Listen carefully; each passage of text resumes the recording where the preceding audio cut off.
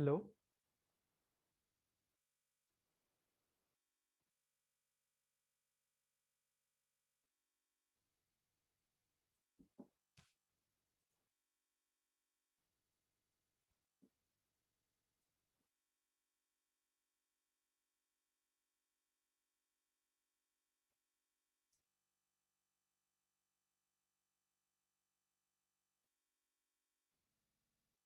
Hello. Hello. Yeah. Hi. Uh, okay.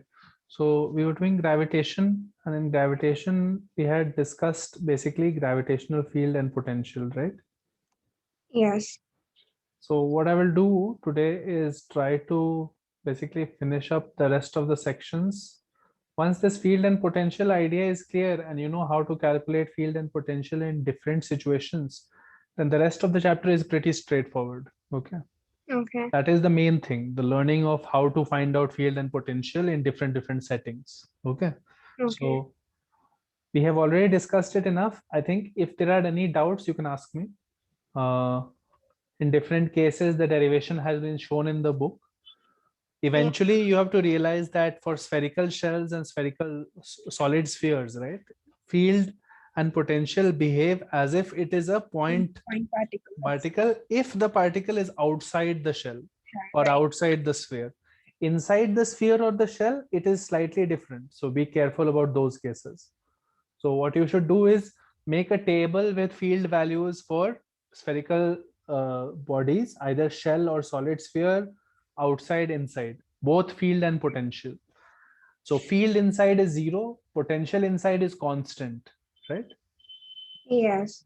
And for a spherical shell, field inside a solid sphere is linear variation, right? It is r by a cube.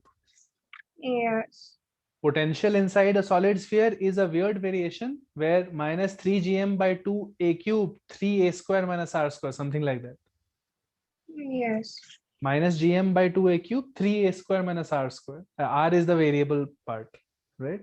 Right. So you have to be aware of how each of them came, and like make a big chart with all of these data points and put it on your room, because otherwise people forget it all the time.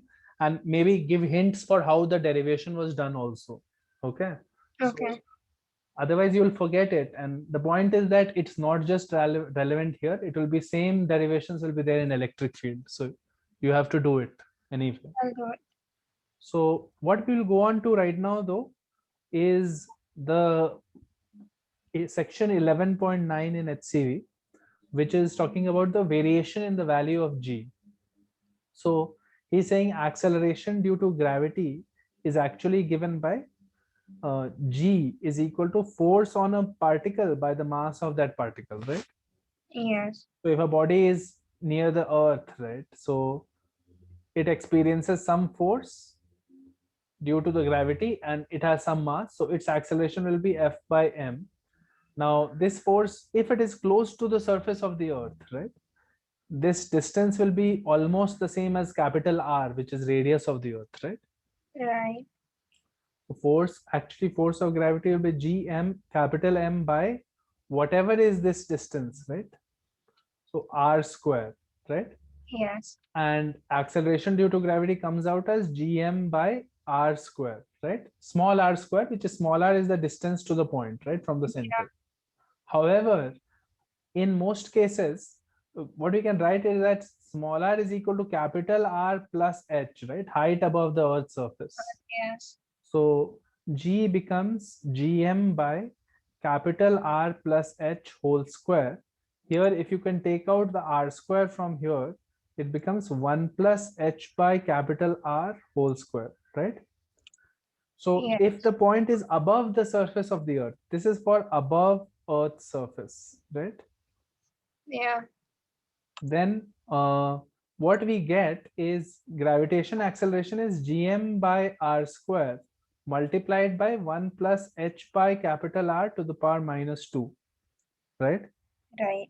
This value, if you do the calculation, notice here everything is a constant, right? Yeah. Capital G, mass of the earth, radius of the earth, right? Yeah. This calculation is basically the 9.83 meter per second square. Okay. And this part is a variable depending on the height of the body, right? So G is equal to 9.83 into this by binomial theorem becomes 1 minus 2h by r plus some things and h by r whole square, right? NC2, things like this, right? Yes. And so on. But the problem is that h by r is very tiny. If you consider normal situations where you are only a few hundred meters or 50 meters or 10 meters above the Earth's surface, right? Right. The capital R is 6,400 kilometers. So Yeah. So this ratio is really small. So you can ignore everything else here, right? So you will just say that the actual value of gravity G will be G naught. G naught can be called 9.8 constant, 1 minus 2h by r, right? yes. So this is the gravity, acceleration due to gravity over the Earth's surface as you go up a height h, right? Right. So basically what is happening is acceleration due to gravity will be smaller and smaller, which makes sense because when you're closer to the Earth, the force of attraction will be larger, right? Yes. So farther away from the Earth, acceleration due to gravity should also be smaller, right? Small. Yeah. The second case happens in the same thing when you take G is equal to F by M, but this time G M by R square becomes GM by R minus H, R minus D whole square, because this time you are drilling into the Earth's surface to a depth of D. Okay, and the point is here, so this distance is now called small r, right? Yes. In this case, again, do the same things. You'll get G is equal to G naught. However, this time we have 1 minus D by R, right? To the power Right. minus 2, right? Yes. Minus 2. Yeah. That seems wrong. 1 second. R square. Okay, I think we have minus 2 only, no? Yeah. It should be the previous one. Oh, wait, we are making a mistake. Okay, that is a very big mistake. The idea is that the force is not going to be the overall force. No, that is not point mass force, right? When you're going inside a solid sphere, right? Yeah. The field is going to vary in a different way, right? That is what we have learned. Yes. So wouldn't. Field of gravity inside a solid sphere is Gm by capital R cube into small r, right? Right. So force on the particle here will be m into this, right? Yes. And when you divide out the m, this is basically what is acceleration due to gravity, right? Yeah. Acceleration due to gravity comes out as G capital M by R cube into small r, right? Right. You understand why this was true? Because this is a solid sphere. All Right. the layers outside don't contribute, right? Right. But Yeah. only the layers inside contribute, right? So Yeah. the mass that applies is not the same mass as the whole Earth, right? Right. So that's why the formula comes a little different. The derivation, when you realize the derivation for this, it becomes clear why it is happening, right? Yes. So this time R is equal to R minus D. So Gm by R cube into R minus D. Take the R outside, it becomes Gm by R square. 1 minus D by R, right? Right. So G is becoming G naught 1 minus D by R. This is when you go into the Earth, go till a depth D, till a depth D. And it was G is equal to G naught 1 minus 2h by R when you go up a height h, right? Right. So notice that gravity falls off faster when you're going up, and when you're drilling into the Earth, it's not going down as fast, right? Yes. There is a 2 coefficient here, so this will decrease faster, right? Right. Okay, so that was this 11.9 section. He also talks about the value, the effect of rotation of the Earth on the value of the Earth's gravity, right? So rotation of the Earth causes an effect on the Earth's gravity because obviously when you are standing on the Earth's surface, you are actually going around a circle, right? Yes. So look at figure 11.20. In that figure, he has drawn a mass m, which is at a point on the Earth's surface at a particular latitude, right? Yes. So that latitude has been measured, that angle theta has been measured with the poles, okay? Okay. So co-latitude of the figure is theta. So actually latitude, I think, should be measured from the equator line, but because he's measuring it from the vertical sense, right? Therefore, Yeah. he's calling it co-latitude, right? Yeah. Because it will be 90 minus the latitude, right? Yes. Right. So now the mass m is at that point. So think about it, a point on that a particle on that point will experience a force of gravity directly towards the center, right? Right. So the arrow with which has gmm by capital R square, that is pointing to the center, right? However, the particle itself is going around a horizontal circle, right? Yes. So you have a sphere like this, and the point is here, and this is mass m, and there is a horizontal circle about which the particle is going. This is the direction of gravity. This is vertical line. This angle is theta. So this is my gmm by capital R square, right? And that is my force in this direction. Now we know that this particle is on a non-inertial frame because the frame itself is rotating, right? Yes. There is a rotation like this omega, right? So this particle is definitely accelerated, right? It is in an accelerated frame. So to apply Newton's laws, you'll have to apply a pseudo force, right? Yes. M omega square, whatever is this radius, right? Correct? Yes. So this is the pseudo force which is outward, pointing outward from the acceleration direction. So this becomes, this is capital R this much. So capital R sine theta, right? Yes. So capital R sine theta, this is the force. Now, because now there are two forces that are acting on the particle, you can see that the net force will be somewhere in this direction, right? Yes. The net force of this plus this, right, Yeah. will be somewhat in this direction, right? So Yes. the resultant of these two forces is the effective gravity. Resultant of these two forces, right, Yeah. is the effective force of gravity.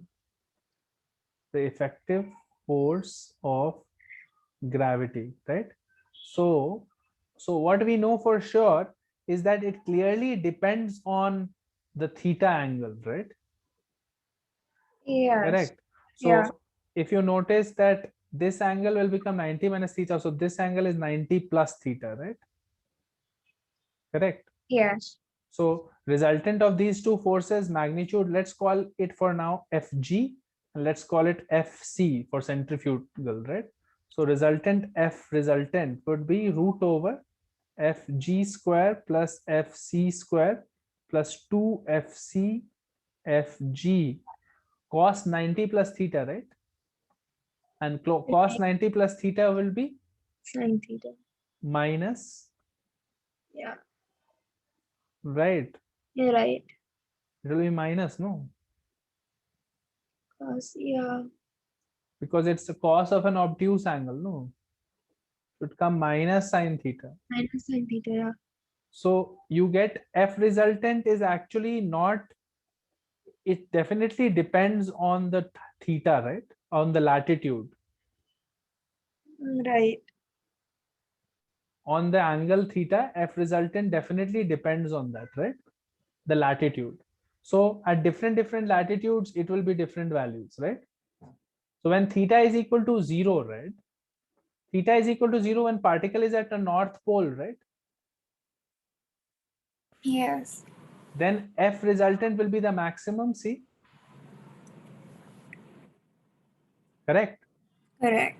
And when theta is at the equator, when theta is equal to 90 degree, F resultant will be Fc minus Fg, right? Right. Yeah. correct? So that is the minimum value. So gravity effective will be minimum at the equator, right? Yes. And it will be maximum at the poles, where it becomes root of fc square plus fg square, right? No, actually it becomes just theta is 0. So, okay, root over fc square plus fg square. But fc will be 0, no? There it will be just simply fg, right? You Right. understand? There is no centrifugal portion if you are on the pole, right? Right. So fc itself becomes 0 and this theta is 0. So it is just simply fg, right? Right. So that Yeah. will be 9.8 meter per second square acceleration there. But Yeah. at the equator, it will be lesser, right? Because of the rotation. This should actually be fg minus fc, obviously. But we have to take a mod and all, right? Yeah. Okay. When we Yeah. take the square root of this. Yeah. So that is what he is telling you there in that rotation part, right? So at the equator, it is going to be g minus omega square r. He is explaining that. And later it at the poles, it will be just simply g, right? Right. Okay. Then there are other factors also: non-sphericity of the earth, non-uniformity of the earth. These are all not so important. You can just read through that. I'll do that. Weighing the earth. Weighing the earth basically means there is no other way, for example, for you to find the mass of the earth other than using the gravitation law, right? Because Yeah. actually, if you think about it, there is no direct way in which we can conduct an experiment to find the mass of the earth, right? Yes. So once Newton discovered the law of gravitation, after that there is a way to find capital M, because now with some sensitive instrument you could capture the actual force of attraction between a particle and the earth, right? Right. And once you find the actual force of attraction, you know the F and you know the small m and you know the capital R, or distance between the particle and the earth, right? Yes. And constant g also, and therefore you can figure out the capital M, right? Yes. So capital M value has been calculated for the first time by doing such a measurement only. Like you were actually sensitively, the force of gravity between a particle and all might be quite small, but you were sensitively capturing that force, and once you got that force you were able to deduce what capital M should be, right? Yeah. So that comes out to be some 6 into 10 to the power 24 kgs. Okay. Yes. Okay, so that's fine. Uh, so that is one application by which Newton's laws of gravitation lead us to a knowledge of the mass of the Earth, which is directly not possible to measure. Yeah. Okay, then what we'll look at now is satellites and planets and all. Satellites. So the idea here is pretty straightforward. Uh, what has to happen is, let's say there is some earth here, let's say, and some particle is moving around in an orbit, circular orbit around the earth, right? Right. So circular orbit around the earth, this particle is moving, it has mass m, this is mass capital M. Now there is no other force on this particle other than gravity. Okay, so this is typical planetary motion type of situation, right? There is no other force except gravity. So if the particle is maintaining an orbit, by maintaining an orbit I mean it goes in a circle, right? Yeah.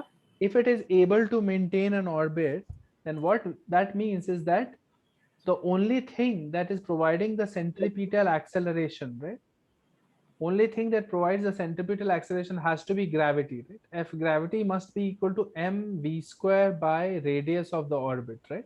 Right. So gravitational force is gmm by r square, and that must be equal to mv square by r, right?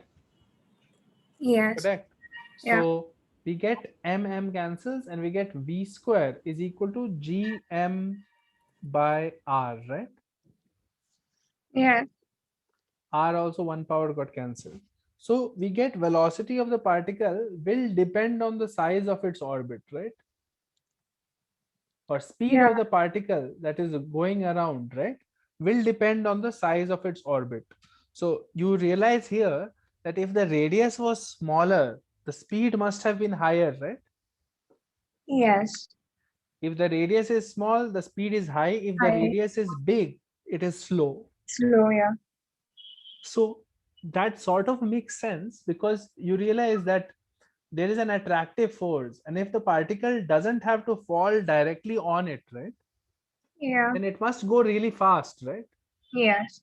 So if it is close to the main center of attraction, then there is a strong force of attraction. So to not fall on the particle on the earth, right, it has to go really fast if it is close to the earth. You Yes. understand? Yeah. Because the force is stronger at the closer to the earth, Close to no? the earth. Yes. And if you are very far away, force itself is weak. So to not fall, you have to not move so fast. You can manage No. to move with a lower speed, right? Yes. So actually, if you think about it, look at the Earth's surface like this. It's a huge Earth surface and a particle is here, right? Yeah. What does it mean by not falling? Not falling on the Earth. Actually, there is no such thing as not falling. The particle is falling towards the Earth. It's just that the speed at which it is falling, right? Yeah. The speed at which it is moving is such that by the time it falls a distance something, right? The Yes. earth also curves. Right. You understand what is happening? So it is falling by some distance, true, but because the velocity was actually tangential, no, circular motion velocity. Yes. So it is actually falling, but it has to be so high, this speed, right? That Yeah. during the time it falls down by a distance something, the earth also curves by the same distance, right? Right. So you have to ensure that the earth also, earth's curvature also, you have to cover that much distance at least, right? Only then will you maintain the same level, right? Yes. Because if you didn't move that fast, no, then what will happen is earth will take a long time to curve that much and you will curve much faster, right? Right, you will only Yes. able to cover this Yeah. much, so you will fall down by then, Then right? all. Correct. Yeah. So that is the understanding that you Right. should have, that actually everything is falling towards the earth, but it is also going at such a speed that Earth it's also moves. earth also curves by then, so it is going in a circle. Its net effective height from the earth doesn't change. Change. Yeah. So this is a consequence of the circular motion of a planet around the sun, or a satellite around the earth, right? So Right. now let's try to write the kinetic energy of the satellite. Kinetic energy of the satellite. Because its V is known and V is equal to root Gm, Gm by small r, right? V came Yeah. as root Gm by small r. So kinetic energy should be half small m V square, right? Notice that in the m in the V, that m was Earth's mass. Okay. Yes. This was the small m, no? So small m was going at speed v, and v came out to be root g capital M by r, not small m. Okay, right? Yeah. So kinetic energy should be half small m v square. So half into small m into this will be gm by r, right? So this is Yeah. gmm by 2r, right? Right. This is kinetic energy of a satellite which is orbiting the Earth at a distance r. Right. Now, suppose you write potential energy of the satellite. Potential energy of 2 point masses. For now, we can consider both the Earth and the satellite as 2 point masses. Okay. So Okay. this becomes minus G capital M by small r. No, Yes. this is how we write potential energy of 2 point masses, right? Yes. Which are separated by a distance r. Yeah. So if you think now, total energy of the satellite becomes equal to addition of kinetic energy plus potential energy. So Ke plus Pe, and that becomes minus Gmm by 2R, Yeah. right? Yeah. Great. So total energy of the satellite has come out to be negative of the value of kinetic energy, right? Yes. So remember these relations. Total energy is first of all negative, right? Yes. Second thing, magnitude of total energy is same as kinetic energy. Kinetic energy. Third thing, kinetic energy magnitude is half of potential energy magnitude, right? Right. Correct, no? Yes. So these are the facts that you need to know about satellite motion. Now, there is a huge implication here. Like, why did total energy come out to be negative, right? So think about it. Uh, Whenever you are in a bound system, a satellite will be called something like a bound system. What is a bound system? Bound system means it is not free to go anywhere it likes, right? Okay. Yeah. The satellite cannot be freely going to infinity distance, right? Yes. It is forced to remain with the circle, with the orbital path, right? So Yes. therefore it is constrained and it is bound. It's a bound system, and always in a bound system total energy must be negative. Total energy has to be negative in a bound system, because if total energy becomes zero, right, Yeah. then satellite can actually escape that bound and go away to whatever place. Like it can, total energy must be zero for the satellite to reach infinity basically. Why? Because see, total energy is equal to kinetic energy plus potential energy, right? Yes. Let's say you want the satellite to escape the earth, right? This is a satellite. Earlier it was going in some orbit, right? Yeah. Let's say you wanted to escape the earth. So what will you mean when you say escape the earth? Actually, what you mean is escape the earth's field, right? The effect of the earth, right? Yeah. Correct. Yeah. But the earth's field actually extends to infinity, right? Yes. So technically there is no real escape, Escape. but Yeah. what you can say that you can go to a very large distance from the earth, right? Near infinity, right?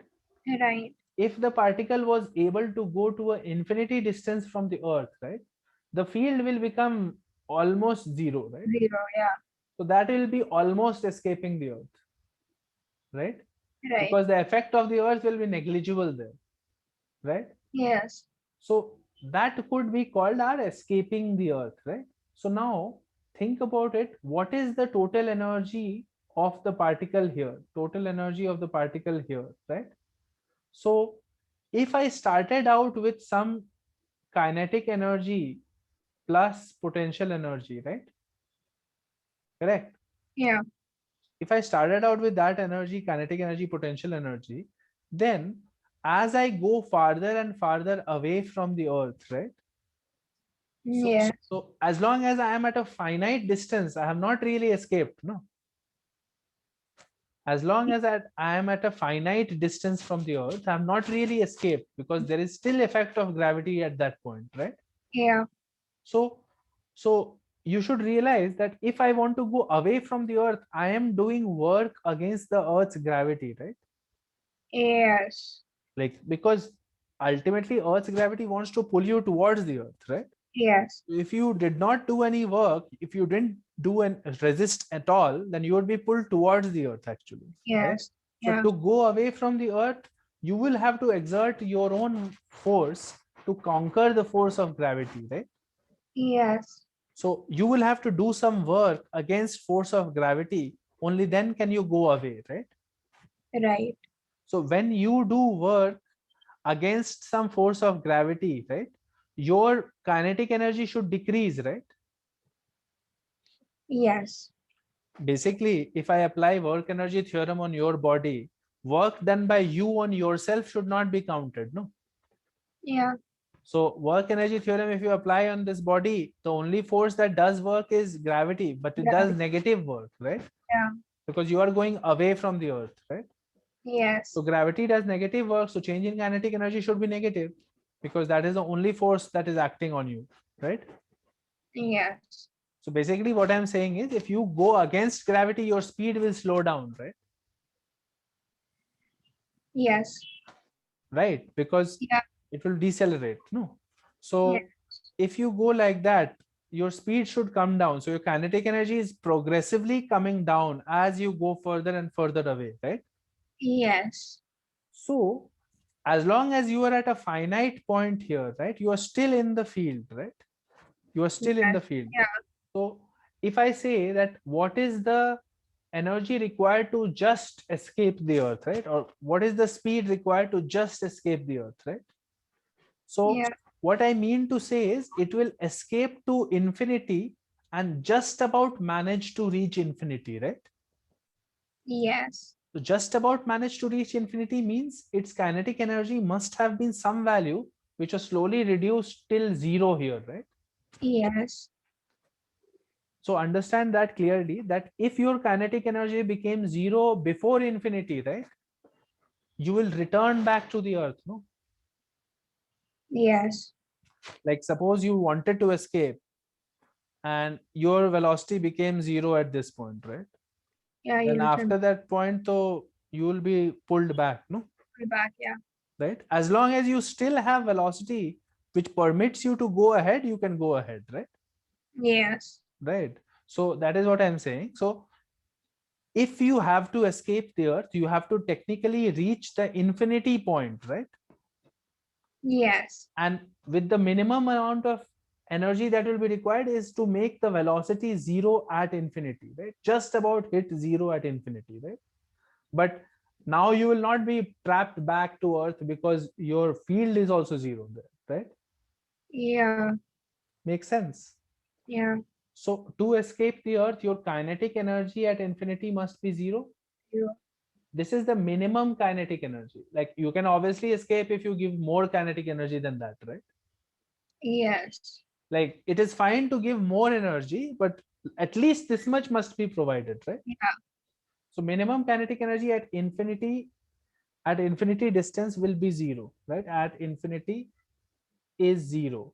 Now think about what is potential energy at infinity of this earth and u particle system. That will clearly be minus g mm by r, but r tends to infinity, that is also zero, no? Yes. What you are realizing is that total energy at infinity is becoming zero, right? Zero. Total energy at infinity is zero. So technically what this means is that when I say I have escaped the earth, that means I have managed to make my total energy zero, which is why I was able to reach the point r tends to infinity, right? Right. You understand? Yes. I made my total energy zero or positive. Obviously positive is fine. Like I could have got so much initial energy here that I reach this infinity point with some 10 meter per Sometimes. second, right? Yeah. Then I will keep going forward then after that, right? Right. So that is also fine. So what we have to ensure for escaping is total energy greater than equal to zero, right? Right. So any situation where your total energy is negative, that means you are in a bound state. Okay. So Okay. you cannot go till infinity right now, right? Right. So the amount of extra kick that you need or extra kinetic energy that you need would be the negative portion, the magnitude of that, right? You Yeah. need that much to make it zero. Right. So that will quickly help us find out the escape velocity. So right now, just now we had calculated that kinetic energy of a satellite was gmm by 2r, right? Yeah. And potential energy of the satellite was minus gmm by r, right? So Yeah. total energy of the satellite was And minus gmm by 2r, right? yeah. Correct. So Yeah. a satellite, if it wants to escape the earth, right, suddenly wants to escape the earth, it needs to be given an extra kinetic energy. Change in kinetic energy for it should be so much that total energy becomes zero, right? Yeah. So it should be given an extra kick or extra kinetic energy of this much amount, right? Right. Correct. Yeah. So notice that that doesn't tell you what speed it should get, right? Because actually the satellite is already moving, no? Yes. But it has to acquire an extra kinetic energy, right? Yeah. So your speed half m v plus v dash, right? Or some new speed half m v dash, right, Yeah. should be equal to initial kinetic energy plus new kinetic energy, extra kinetic energy, right? Right. Correct. Yeah. If the particle, now this is not very common, like you don't want satellites to escape, right? So Yeah. this is an extra kick. Remember that it was already still having some kinetic energy, right? So it was moving already, right? Right. But normally it is like this: rockets are on the surface of the earth, and from there you want to launch it and maybe send it to Mars or something, right? Right. That Mars would be called almost like infinity. You have escaped Earth's pull, Well, yeah. right? So if you are doing that, right, then now here total energy at this point is how much? Total energy is simply potential energy, right?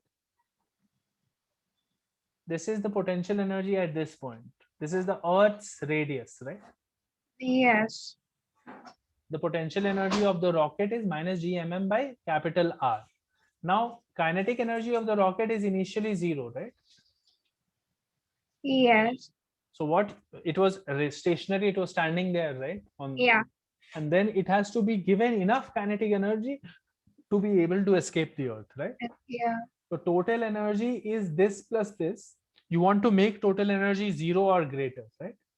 Yes. So how much kinetic energy should I give? I should give half mv square is equal to g capital M by R, right? Right. So that becomes v is equal to root of 2g capital M by R, right? Yes. So if you do the calculation for this comes out to be almost 11.2 kilometer per second, All right. right? So you'll put the values of mass of the earth, radius of the earth, and so on, right? Yeah. Yeah. So this will come out to be the escape velocity. This is called the escape velocity. Okay. Then the next thing is, what is the escape velocity of a massive object, right? Very heavy object. So we have just now seen, let's say it's a spherical object m. The escape velocity should be greater than is equal to root 2 gm by capital R, right? Yes. So suppose it's a very heavy star, right? Very heavy star, like super heavy. So, and this value becomes so big, the escape velocity, that it is greater than c. What is c? C is speed of light. Yeah. So for the earth, the value of escape velocity was 11.2 kilometer per second, right? Right. If you have something billions of times heavier than the earth, like a very heavy star, then you could have a higher, and suppose the star was in a small space, radius was also smaller, right? Yeah. It was a super dense material, okay, somehow. Yeah. So in that case, this value will become higher and higher, right? It Yes. could technically potentially become higher than even this, Yes. right? Yeah. That is called a black hole, because now not even light can escape. Not even a light source which is generating light, that also cannot escape the gravity field, right? Right. So no light will ever be able to come out from the star to the outside world. You understand? Yeah. Because it is so dense and so heavy that the gravitational field is greater than the speed of the escape velocity is greater than the speed of light. So basically, by theory of relativity, Einstein proved that nothing in the universe can go faster than the speed of light. Okay. Okay. If nothing can go faster than the speed of light, that means nothing can escape the black hole. Black holes. Yeah. You cannot start on the black hole and come out. So, and if you go too close to a black hole, the field is so strong that you will be drawn inside. Right. Yeah, right. So black holes are there at the center of every galaxy almost, and basically it's the attraction of the black hole that is pulling the galaxy stars around each other, around the galaxy. So Milky Way will have at its center a supermassive black hole, and Okay. that is how it is happening. The radius and the mass of the black hole are like, mass is immensely high and radius is really small. It's a point mass, almost like it's a singularity, almost infinite mass density. Okay, so Yeah. that is why it is working out to be that high, the escape velocity. So this is about escape velocities and all. Then we also have some more things, like we have proved that velocity of a satellite was gm by r, right? Yes. So we can say that time period to cover one rotation, one revolution around the sun, right, would be 2 pi r by v, right? Yes. Because this is the speed, right? So 2 Yeah. pi r by v would be time taken. So 2 pi r by v is root gm, and this is r to the power 3 by 2, right? Yes. So you can see that time square will be 4 pi square by gm into r cube, right? Yep. So what we are getting is that t square by r cube is equal to a constant. Constant. Yeah. So for circular orbits, and most planetary orbits can be thought of as circular. Okay. All right. For circular orbits, what we get is t square is proportional to r cube, right? Right. And this is the constant of proportionality, right? Right. Now, this is called Kepler's law. This was a law that was discovered by Kepler before the law of gravity was there. Okay. So actually, like, Kepler was in 1500 something, and Newton came in end of 1600s, right? So 150 years before Newton, he had figured out this t square is proportional to r cube, and this was by actually looking at data of planetary positions in the sky and all. Like, it would have been super hard and very difficult calculations and very difficult to actually find this pattern, and he figured it out. And basically he said that the time period square will be proportional to the radius of the orbit cube, right? So if you have two different orbits, right, Yeah. as long as it is the same satellite, right, I can Yeah. say that I can say that no, actually the mass m is the mass of the sun here, no? So there's no issue on this. You can compare directly multiple satellites, right? Yep. You understand, here the mass of the satellite doesn't come in the picture. Yes. So this is completely constant. So I can immediately say that there is a moon which goes around the earth, and a satellite that I have launched which goes around the earth, right? Yeah. And I can compare their orbits. I can say t moon square by t satellite square should be equal to, right, t moon square will be proportional to radius of moon cube, and that orbit's cube, and this is radius of satellite's cube, right? Right. So I can just compare two different satellites at once. Advanced. Yeah. Okay, so that is convenient. So that is one thing. That is Kepler's second law, I think. Let me just see which law number it is. Yeah. Second law. There is also Kepler's third law. Yeah, that's Uh, the third law. Okay. We This have is to. third law. Second law is the one that sweeps equal. This is third law, I think. Yeah. So second law basically says that in an orbit, a satellite will sweep equal areas in equal times. Times. Yeah.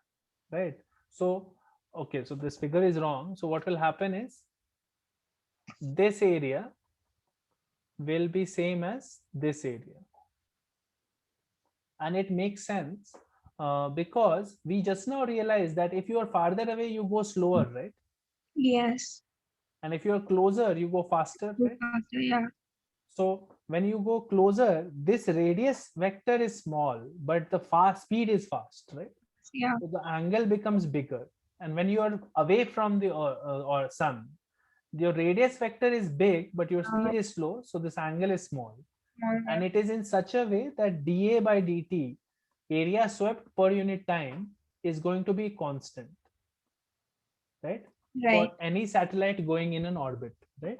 Actually, the reason this happens is because area swept is, I think, half r square theta, okay, and dA by dt, half omega, no, half r square theta, I think is correct.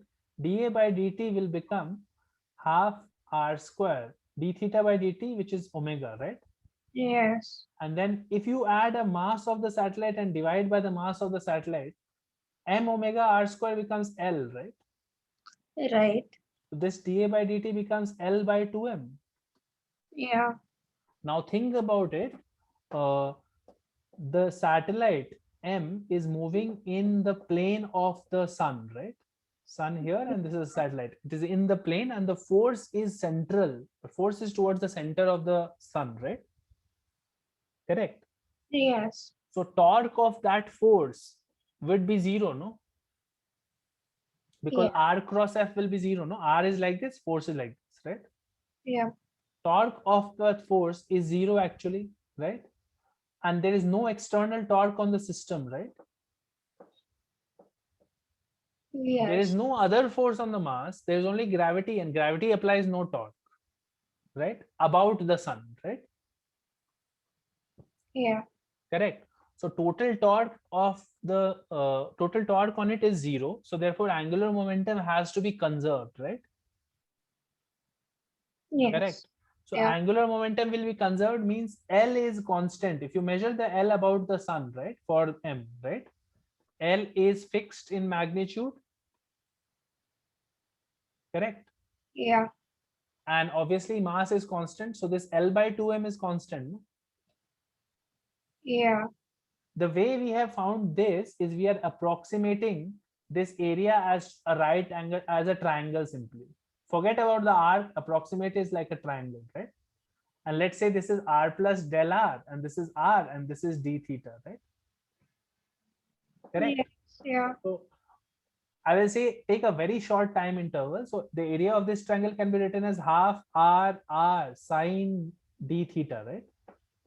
Half bc sine a, right? Yeah. So half r square sine d theta, but sine, the d theta is really small. So half r square d theta is your dA, right? Right. You understand what I'm saying? Yeah. You are thinking of it as a triangle, and you are saying that I'm going a very short time distance, and I'm taking just two instantaneously different radius vectors, right?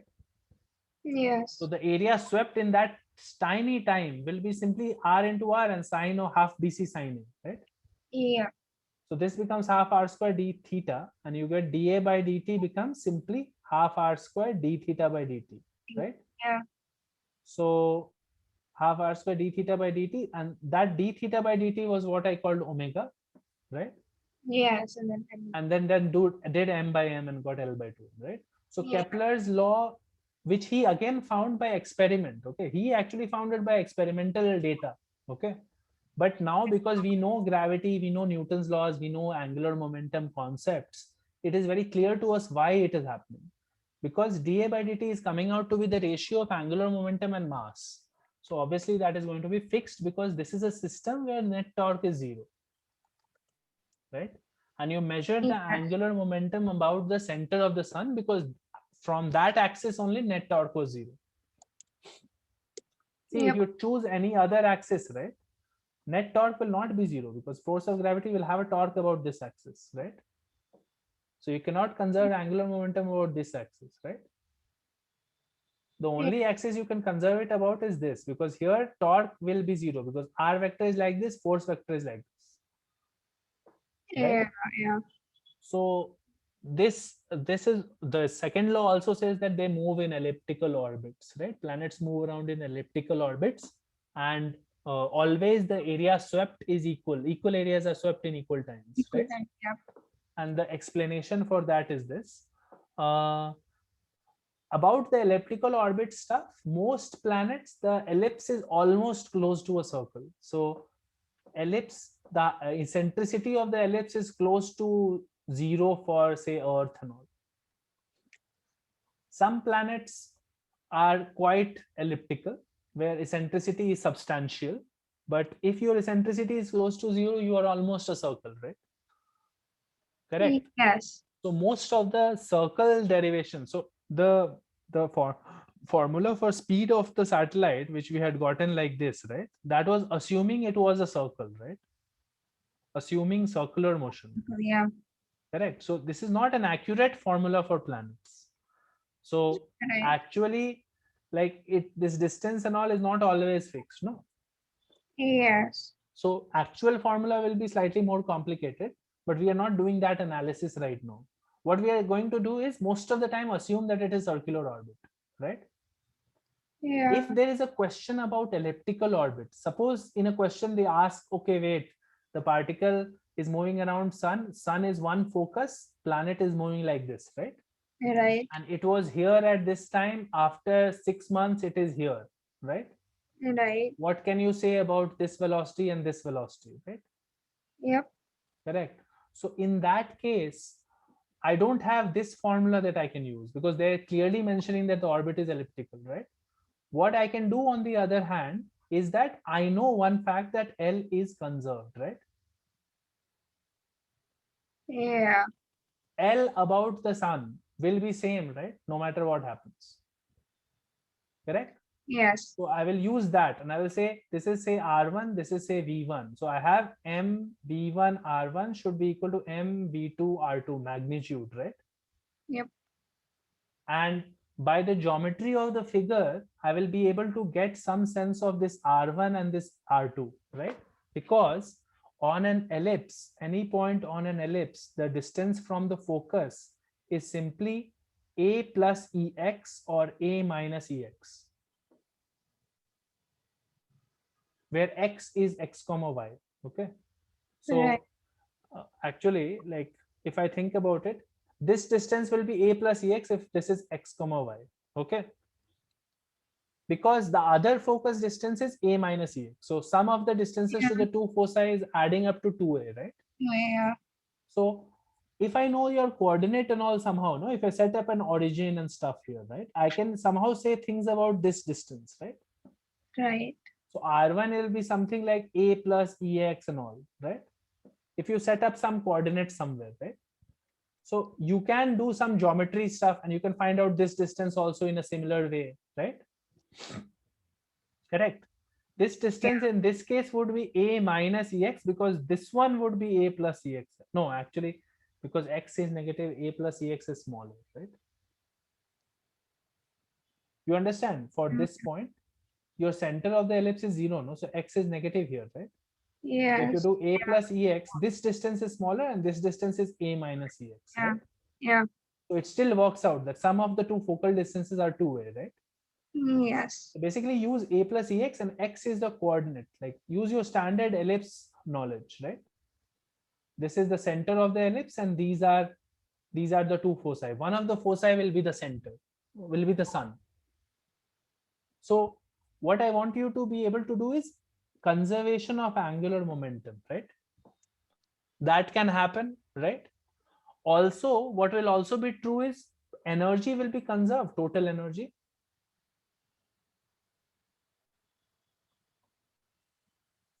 Correct. Yeah. Obviously total energy has to be conserved because no force is doing any work, no external force is there, no, on the system, right? Yes. Basically work done by gravity should be equal to change in kinetic energy, no, that is only force doing work, right? By work energy theorem. Yeah. And work done by gravity is conservative, so this is minus del U is equal to del Ke, right? So you have del Ke plus del U is 0, right? Yeah. So what we can say is change in total energy is 0, right? Right. Correct. So I Yeah. can say that at this point it had some kinetic energy and some potential energy. At this point it has some kinetic energy, some potential energy. Obviously, potential energy expressions will use R1 and R2 distances, right? And kinetic energy expressions will use V1 and V2 velocities, right? Yes. So you can get an equation which involves V1 R1, another second equation also you're getting, no? Apart from this, right? Yes. You understand what I'm saying? You're getting a half M1 V1 square, Yeah. half M V1 square Yeah. minus GM M by R1 is equal to half M V2 square minus GM M by R2, right? Yeah. This equation is energy conservation and this equation is momentum, angular momentum conservation. So these two results along with some data that will be given in the question like velocity here or radius here or something, right? You have four variables v1 r1 v2 r2. Some two or three things might be given to you and you might need to find something else using these two relations, right? Right. So that is what you would do if they specifically mention that it is an elliptical orbit and stuff, right? If it is a circular orbit, then it is super obvious. There's no issue in it because everywhere the r is same, right? Yep. Correct. Velocity of a particle or satellite in a circular orbit will always remain fixed. Speed, I mean, right? But in an elliptical orbit, you will go faster when you are closer and slower when you are farther, right?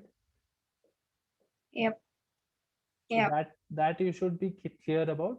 So we have seen Kepler's laws, we have seen black holes, these parts, escape velocity.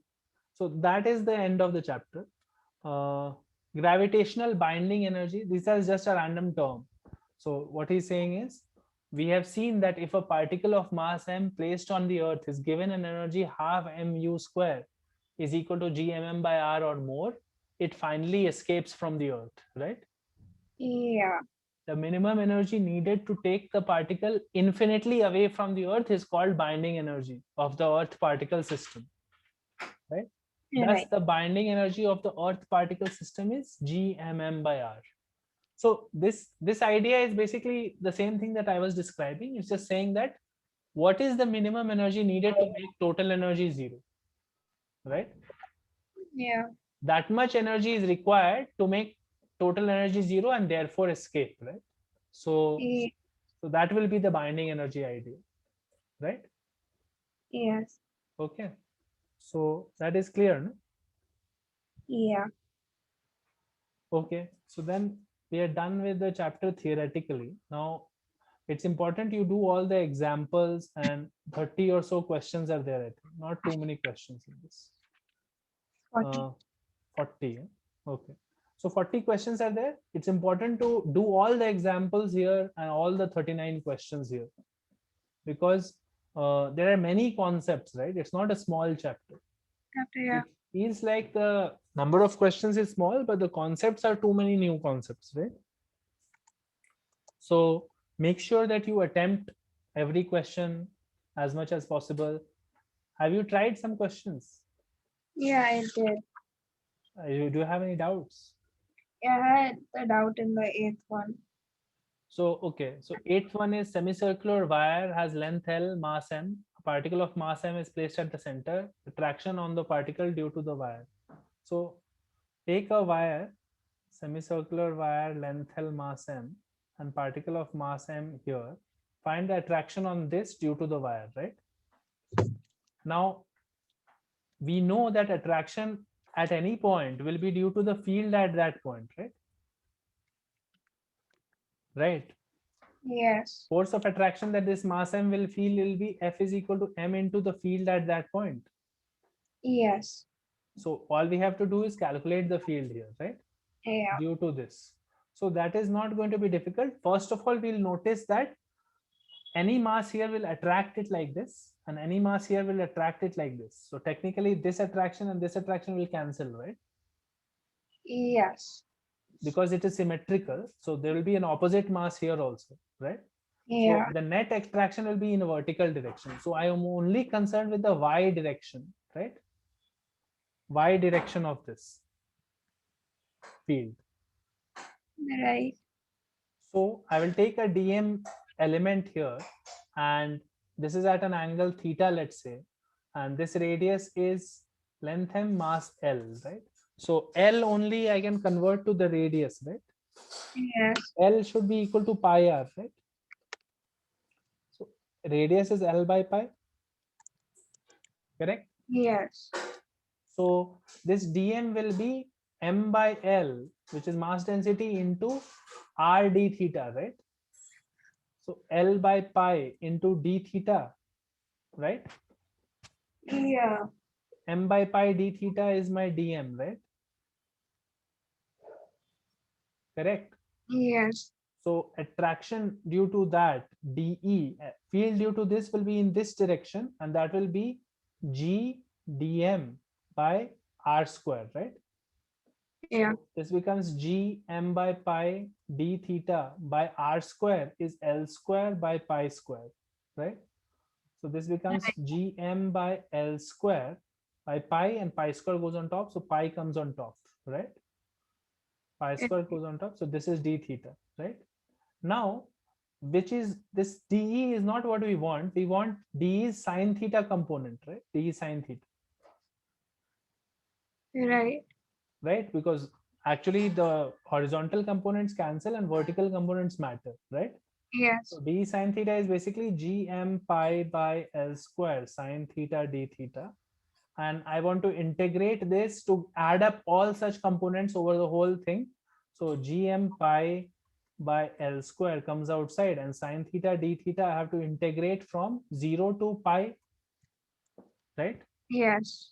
So this becomes minus cos theta from 0 to pi. Pi, when you put it, becomes 1 minus, so this is 2, right? So Right. it is 2 gm pi by L square. That is my field, right? Yes. Correct. Yeah. So force will be 2 gmm pi by L square. That is your force on the mass m, and that force is vertically upward. Right.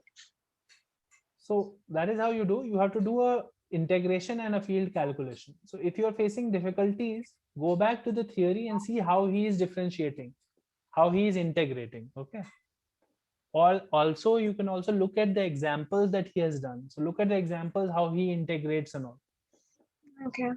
So you might face difficulties right now in the beginning during the integration part, but it is important to like sit down and fix it at once and for all. Right now only understand all the types of integrations here and do it properly.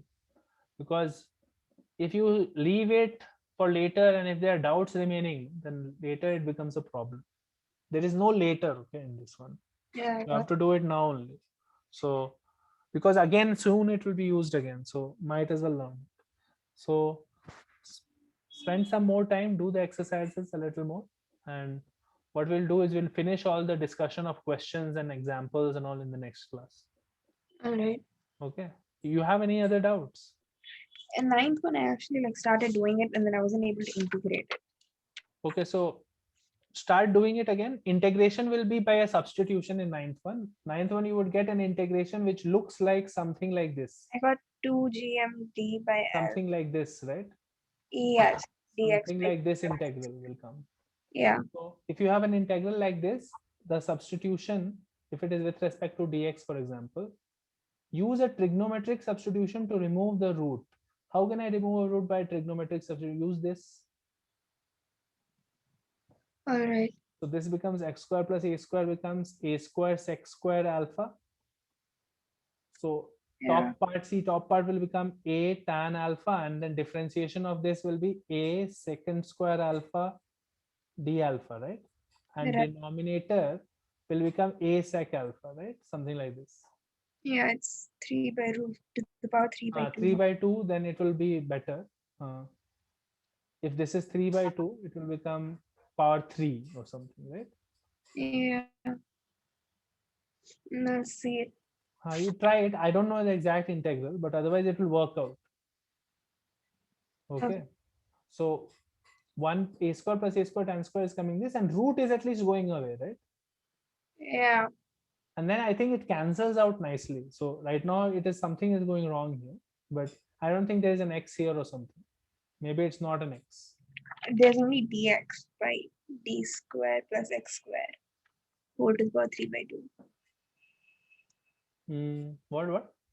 I got dx by d square plus x square whole to the power 3 by 2. You got dx by some d square plus x square whole to the power 3 by 2. Yeah. So then do it directly. So then there is no, the only difference is there's no x on top, right? Yeah. So x is equal to a tan alpha, it becomes a sec square alpha, and divided by, this is what? This is becoming a square sec square alpha to the power 3 by 2, right? So this Yeah. is a cube sec cube alpha. See, it works out very nicely because you get 1 by a square and 1 by sec alpha, right? Yeah. 1 by sec is cos, right? Yeah. 1 by a square cos alpha, right? D alpha. So immediately now it is integrated. It is 1 by a square sine alpha is the answer, right? Yeah. You have to put some limit. So before you put limits here, convert a sine alpha back to x and all, right? Yeah. Because tan alpha is x by a. So sine alpha will be x by root over a square plus x square, right? Right. So 1 by a square, x by root over a square plus x square. Now you have to put it into the limits and you Yeah. get the answer. If you have done everything correct before the integration, right? Yeah. So spend some more time, try these questions. It will be fine. We'll discuss all the questions by next class. So that will be the last class for gravitation. Okay. Do all of this as much as you can. Then we will start. Next chapter will be physics, will be SHM. Yeah, SHM will be the next one. SHM and waves you have to do. Then we will start thermodynamics. Okay. Okay. That's all then. No. I'll see you tomorrow then. Okay. Okay. Yeah. Bye.